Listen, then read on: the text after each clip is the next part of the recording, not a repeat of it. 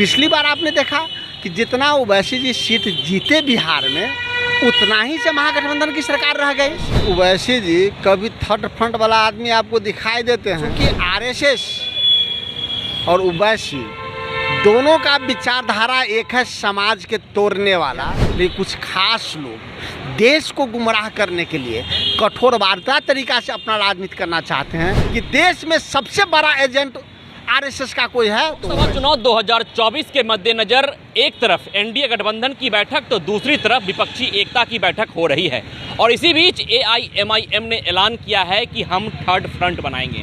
हमारे साथ अभी कांग्रेस के प्रवक्ता राजेश राठौर हैं। राठौर जी, किस रूप में देखते हैं एआईएमआईएम ने ऐलान किया कि हम थर्ड फ्रंट बनाएंगे? ओवैसी जी कभी थर्ड फ्रंट वाला आदमी आपको दिखाई देते हैं, वो तो मेन फ्रंट में रहते हैं जो भारतीय जनता पार्टी के पास है। आप मेन फ्रंट से आने वाले 2024 में वो बैक फ्रंट पे जाने वाले हैं। चूँकि ओवैसी जी जो भी काम करते हैं देश में राजनीतिक रूप से, वह सिर्फ और सिर्फ भारतीय जनता पार्टी और आरएसएस के लाभ के लिए।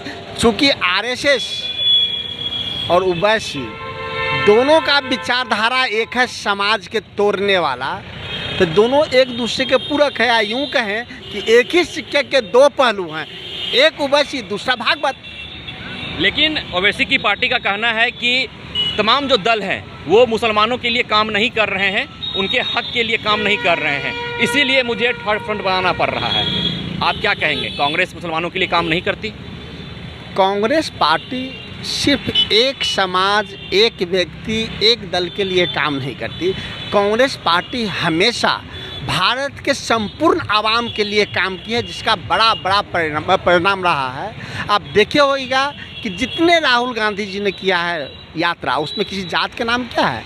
वो गरीबों से मिले हैं, दलितों से मिले हैं, किसानों से मिले हैं, छात्रों से मिले हैं, दुकानदारों से मिले हैं, गैरेज मिस्त्री से मिले हैं। इसमें कोई जात है क्या?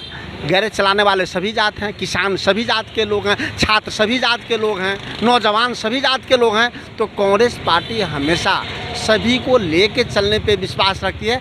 योजना भी उनका जितना लागू हुआ उस सभी के लिए। मनरेगा किसके लिए लागू हुआ था? किसी एक जात के लिए कि सबके लिए? इंदिरा आवास किसके लिए चला था? सबके लिए चला था। प्रधानमंत्री सड़क योजना किसके लिए चला था? वो सबके लिए चला था। तो हमेशा राइट टू फूड किसके लिए चला? जिसके पास भोजन नहीं हो, जिस वर्ग के लोग हो। राइट टू एजुकेशन किसके लिए चला? जिसके पास शिक्षा का अभाव हो, शिक्षा लेने में दिक्कत हो, वो सब जात के लोग हैं। तो कांग्रेस पार्टी सभी जाति को लेके चलने में विश्वास रखती है। लेकिन कुछ खास लोग देश को गुमराह करने के लिए कठोर वार्ता तरीका से अपना राजनीति करना चाहते हैं। ओवैसी और नरेंद्र मोदी जी, ओवैसी और भागवत साहब, ये सब देखिएगा कि इनका विचारधारा एक है। ओवैसी जी का एक और एकमात्र लाभ है भारतीय जनता पार्टी को सत्ता में स्थापित करना या बनाए रखना। पिछली बार आपने देखा कि जितना ओवैसी जी सीट जीते बिहार में, उतना ही से महागठबंधन की सरकार रह गई। लाभ किसको हुआ? भाजपा को। तो मुसलमान ओवैसी जी को वोट देके अपने आप के ठगे हुए महसूस करते हैं, क्योंकि मुसलमानों को पता है कि देश में सबसे बड़ा एजेंट आरएसएस का कोई है तो ओवैसी है। आप लोगों ने विपक्षी एकता को कायम करके मोदी से लड़ने का काम किया है, तो एक चुनौती है, और इसी बीच अगर थर्ड फ्रंट बन जाता है तो चुनौती कितनी बढ़ जाएगी? इस बार थर्ड फ्रंट का कोई उपाय नहीं है। मेन फ्रंट जो होगा सो होगा, वो मेन फ्रंट ही नरेंद्र मोदी जी को परास्त करेंगे। और थर्ड फ्रंट की जो कल्पना कर रहे होंगे वो भारतीय जनता पार्टी के बहकावे, उस्कावे और उनके धन बल के आधार पे कर रहे होंगे।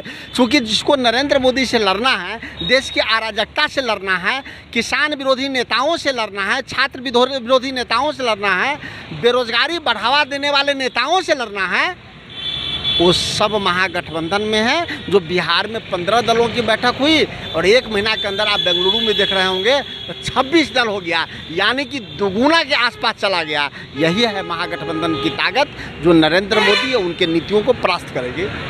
तो निश्चित तौर पर विपक्षी एकता की बैठक एक तरफ और एनडीए गठबंधन की बैठक एक तरफ, और इसी बीच एआईएमआईएम ने ऐलान किया कि हम थर्ड फ्रंट बनाएंगे। तो देखना दिलचस्प रहता है कि इन तमाम बैठकों के बाद अगर थर्ड फ्रंट बनता है तो देश की राजनीति किस ओर रुख करती है। विश्वजीत आनंद, फर्स्ट बिहार, पटना।